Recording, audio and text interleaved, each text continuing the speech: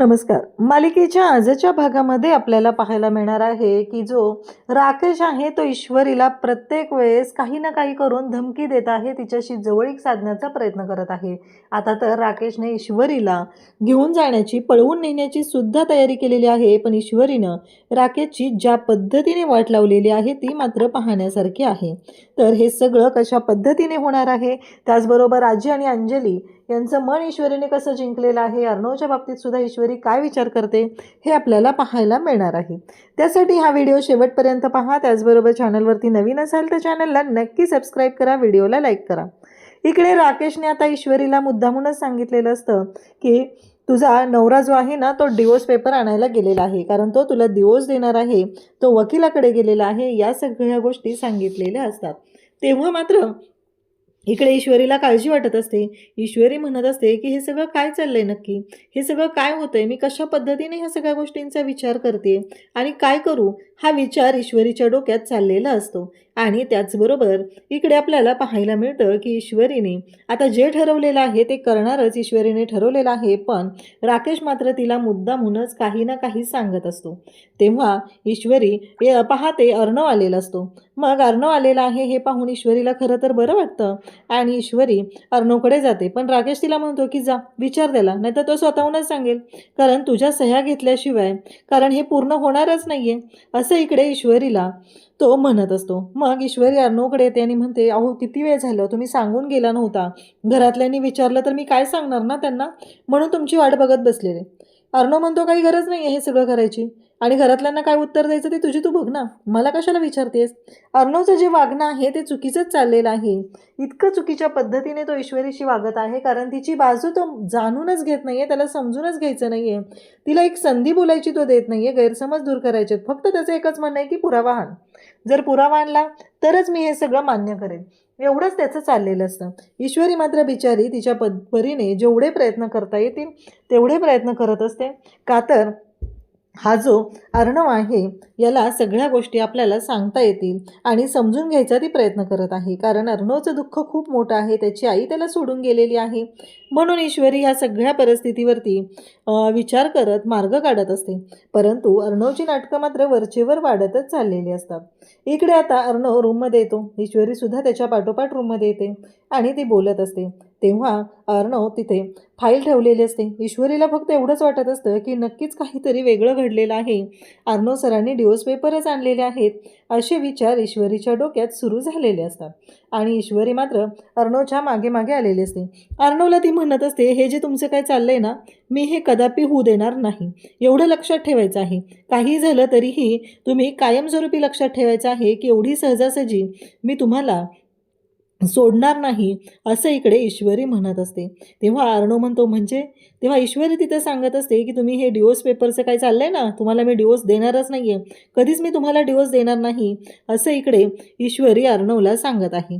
परंतु अर्णव म्हणतो, हे काय चाललंय तुझं, मी तुला सांगितलं होतं, तुझ्या लक्षात नाही आहे का. नाही, मी तुला एकदा सांगितलेलं होतं की काय होणार आहे ते, कारण या लवलेस असलेल्या मॅरेजमध्ये तुला कायमस्वरूपी राहावं लागणार आहे. काहीही झालं तरीही तुला या सगळ्यातून मी कधीच बाहेर पडू देणार नाही, असं इकडे अर्णव बोलत असतो. कारण त्याचं म्हणणं आहे की मी कधीच तुला या सगळ्या नात्यातून मोकळं करणार नाही.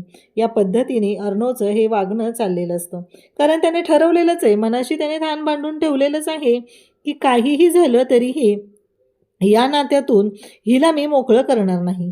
म्हणजे फायनली जो वल्लरीचा डाव आहे तो उधळला जात आहे. वल्लरीला वाटत असतं की ही ना आवडती सुनबाई एकदा का घराच्या बाहेर पडली की मग खरी मजा येणार आहे. परंतु इकडे अर्णव मात्र ज्या पद्धतीने विचार करत आहे की काहीही झालं तरीही तो ईश्वरीला या नात्यातून मोकळं कधीच करणार नाही, हे त्याने ठरवलेलं आहे. आणि म्हणूनच तो ईश्वरीला प्रत्येक वेळेस साथसुद्धा देत असतो. एवढंच काय तर ईश्वरीला काय हवं नको ते सुद्धा पाहत आहे. तर इकडे अर्णव चिडलेला असतो, कारण ईश्वरीला तो म्हणत असतो की का संधी देऊ तुला, तुला सांगितलंय ना तुला तुझ्या आईला पुरावा घेऊन यायचा, आणि ह्या नात्यातनं मी तुला कधीच मोकळं करणार नाहीये, कायमस्वरूपी ह्या नात्यात तुला ठेवणार आहे, असं ईश्वरीला तो सांगत असतो. तेव्हा मात्र इकडे ईश्वरी म्हणत असते की काय आहे हे सगळं, आणि अर्णवने तिचा हात सुद्धा पकडलेला असतो आणि ईश्वरीच्या हातातली बांगडी फुटते, तिच्या हाताला लागलेलं असतं, तिच्या हातातून रक्त येत असतं. तिला कळतच नसतं की काय करू? हा माणूस एवढं जीवापाड माझ्यावरती प्रेम करत होता आणि हे सगळं काय होऊन बसलंय? आमच्या दोघांच्या नात्यामध्ये हे सगळं काय झालंय? हा एकच प्रश्न ईश्वरीला त्रास देत असतो. तेव्हा मात्र आता ईश्वरी तिला ज्या जागी सांगितलेलं आहे तिथे सोफ्यावरती झोपलेली असते.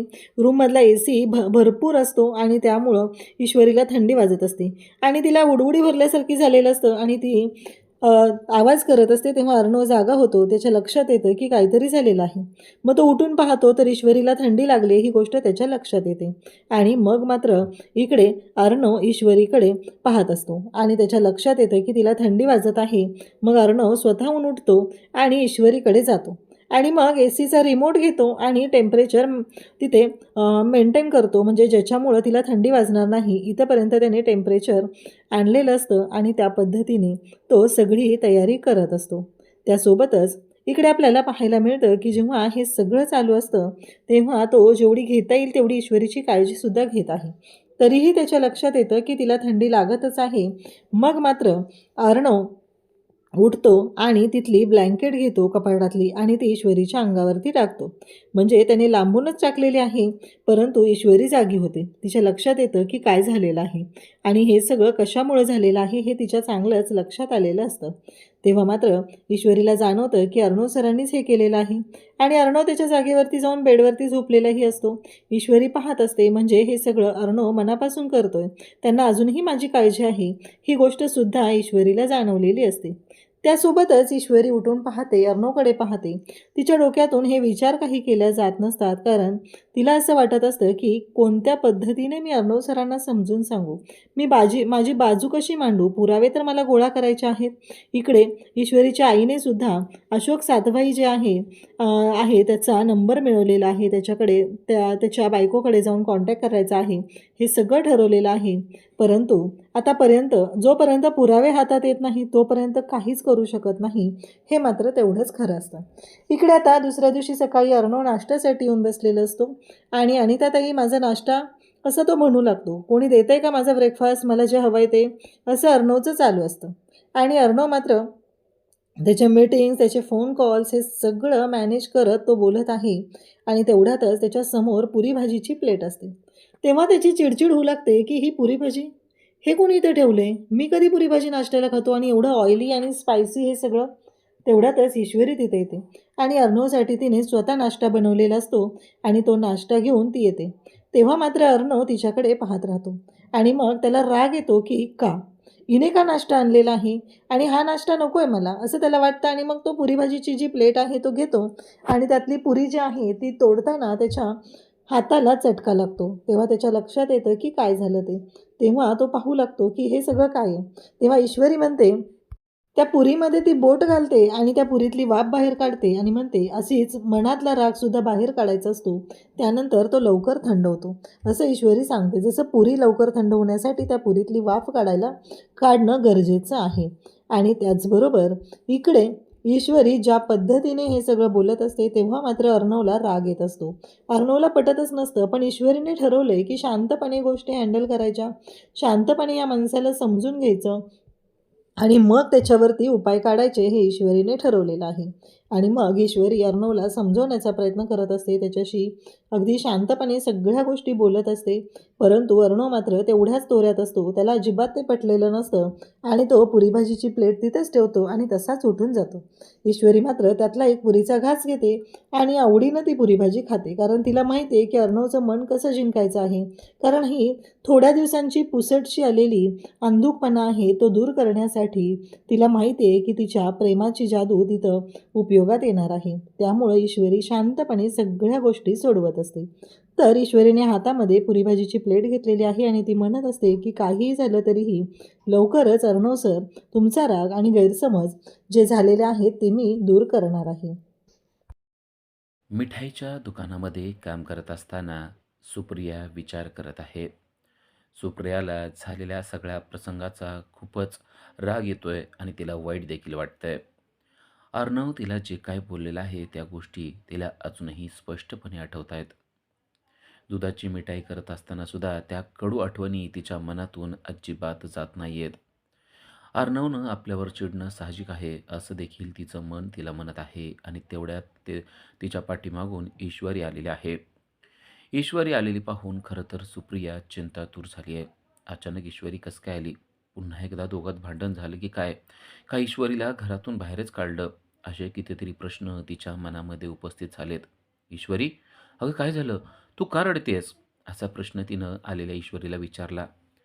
ईश्वरी म्हणते, आई, काही नाही गं झालेलं. मला ना तुझी खूप आठवण येत होती म्हणून मी आली आहे. आई म्हणते, ठीक आहे. हे बघ, जे काय झालेलं आहे ना, त्यामध्ये मला मीच दोषी आहे असं वाटतं. काय करावं तेच कळत नाही. तुझ्यासाठी काहीतरी करू वाटतं, पण कळत नाही नक्की काय करावं. पण एक गोष्ट मात्र मी तुला नक्की सांगते. मी सगळे काही पुरावे मिळवेल. मी निर्दोष आहे हे एके दिवशी सिद्ध करेलच. कारण मी निर्दोषच आहे. मी काही केलेलं नव्हतं. जरी आज त्यांचा आपल्यावर विश्वास बसत नसला, तरी एक दिवस त्यांना आपल्यावर विश्वास ठेवावाच लागेल. त्यामुळं तू धीर खचू नको आणि तू जशी आहेस ना, तशी राहा. ईश्वरीला समजतंय की आपली आई निर्दोष आहे. त्याचबरोबर आत्ता चुकतंय ते तर खरं.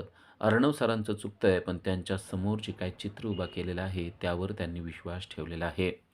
आणि त्यामुळेच सुप्रिया तिला सांगते की आत्ता आपल्याला अर्णवला गमवायचं नाही आहे, ही गोष्ट लक्षात ठेव.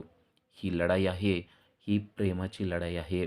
प्रेमाची लढाई रागानं कधीच जिंकता येत नाही. तिरस्कारानं कधीच जिंकता येत नाही. प्रेमाची लढाई फक्त प्रेमानंच जिंकता येते ईश्वरी, असं ती तिला समजावून सांगते. आईचे ते गोड बोल ऐकून ईश्वरीला जरासं बरं वाटू लागलेलं आहे. ईश्वरी आपल्या आईचा हात हातात घेते आणि म्हणते, हेच तर चांगले शब्द ऐकण्यासाठी मी तुझ्याकडे आलेले होते. आता मला एकदम छान वाटायला लागलेलं आहे. आता मी पण अर्णव सरांना दाखवून देते, हम भी इंदौर से है, हम कभी हार नहीं मानते. असा कॉन्फिडन्स आता ईश्वरीमध्ये आलेला आहे. ईश्वरी म्हणते, तू म्हणतेस ते बरोबर आहे आई. ही प्रेमाची लढाई आहे ना, तर मी आता ती प्रेमानंच जिंकणार. त्यांच्या रागाला मी प्रेमानंच उत्तर देणार. त्यांचा रागाचा अग्नी माझ्या शांत बोलण्यानं मी शांत करून टाकणार, असं आईला ती सांगत आहे.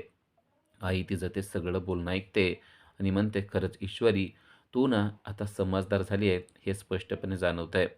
आणि लक्षात ठेव, अर्णव सर तुझ्यावर चिडतील, तुला वाईट बोलतील, पण आपण त्यांना अजिबात वाईट बोलायचं नाही. ईश्वरी म्हणते, नाही, मी त्यांना एकही शब्द वाईट बोलणार नाही. आता मी ठरवलेलंच आहे.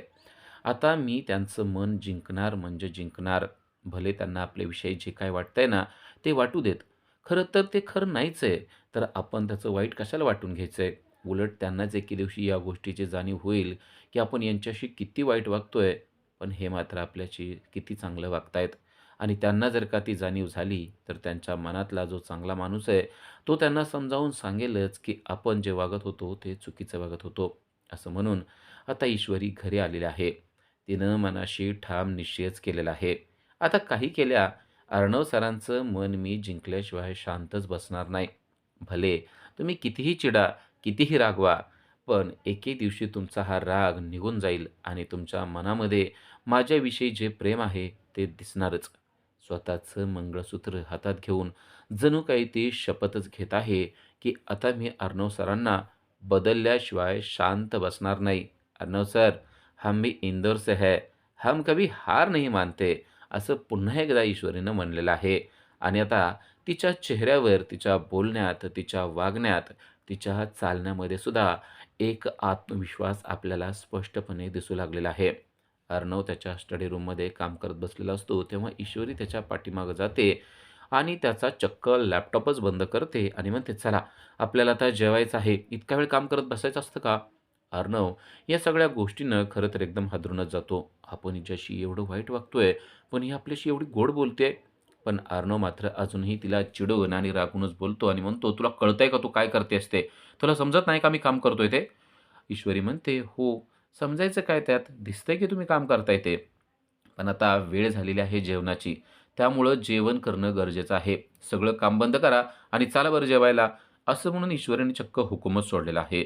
तेव्हा अर्णव चिडतो आणि म्हणतो, तू कोण मला हुकूम सोडणारी? काय संबंध तुझा? ईश्वरी म्हणते, अच्छा, संबंध विसरलात तर? अहो, मी तुमची बायको, बीवी, वाईफ, कळतं का? एवढं सगळं आहे. त्यामुळं तुम्ही मला हक्क देण्याची गरजच नाहीये. हक्क आता मला मिळालेलाच आहे. तुमच्या प्रत्येक गोष्टीवर, तुमच्या सगळ्या गोष्टीवर माझा हक्क आहे. समजतं ना मी काय बोलते ते? त्यामुळं काम बंद करायचं आणि जेवायला यायचं. असा हुकूम जेव्हा ती सोडते, तेव्हा एवढा चिडलेला अर्णव आता त्याला काय बोलावं तेच कळत नाही. अर्णव म्हणतो, "मला एक घाससुद्धा खाण्याची इच्छा नाहीये. समजतंय तुला? मला जेवायचं नाही." असं म्हणून अर्णव पुन्हा एकदा चिडून तिच्या अंगावर जातो. ईश्वरी म्हणते, "अच्छा, तुम्हाला जेवायचं नसेल तर मी पण जेवणार नाही. एक घास देखील मी खाणार नाही. बघूया आता काय होतंय ते." असं ती म्हणलेली आहे. उद्याच्या भागामध्ये आपल्याला पाहायला मिळतं, की ईश्वरीने आजीचा हात हातात घेऊन या घरातलं सुख, शांती, आनंद यासाठी माझा जीव गेला तरी बेहत्तर, पण मी मागं सरकणार नाही, असं आजीला वचनच तिने दिलेलं आहे. हे सगळं अर्णव ऐकतो आणि चिडून बोलतो, की असा विश्वासघात करून कोण कोणाचं मन जिंकू शकत नसतं. खोटं बोलून कोण कोणाचं मन जिंकू शकत नसतं. ईश्वरी त्याच्याकडे पाहते. पण ईश्वरीने ठरवलेलं आहे, अर्णव कितीही कटू बोलला, तरी त्याच्या प्रत्येक कटू बोलण्याला गोड बोलण्यानं उत्तर द्यायचं. ईश्वरी त्याला काहीच बोलत नाही. शांतपणे त्याच्याकडे पाहत राहते. त्याचा रागावलेला चेहरा त्याच्याकडे प्रेमानं आणि हसत-हसत पाहत राहते. अर्णवला स्वतःलाच खजील झाल्यासारखं वाटतं आणि अर्णवच आता काही बोलत नाही. अर्णव शांत राहतो. पण त्यानंतर एक भयानक गोष्ट घडलेली आपल्याला पाहायला मिळते. राजेश तिच्या जवळ येतो आणि म्हणतो, "काय त्या अर्णवच्या मागं लागलीयस? अगं चल, आपण दोघं पळून जाऊया. मी ना तुला अगदी राणीसारखं ठेवेल. आता तो तुझ्याकडं डुंकूनही बघत नाही. मग कशाला मागं लागतेस त्याच्या? चल, जाऊया आपण." असं तो तिला वाईट आणि अभद्र बोलत आहे. तेव्हा त्याच्या या वाईट आणि अभद्र प्रश्नाचं उत्तर ईश्वरीने अगदी भारी दिलेलं आहे. ईश्वरीने थंडगार पाण्याचा ग्लास जो आहे, त्यातलं पाणी त्याच्या तोंडावर ओतलेलं आहे आणि त्याला दाखवून दिलंय, की तो शुद्धीवर नाहीये. ती त्याला सांगते, "अर्णव राजे शिर्केची मी बायको आहे, एवढं लक्षात ठेव.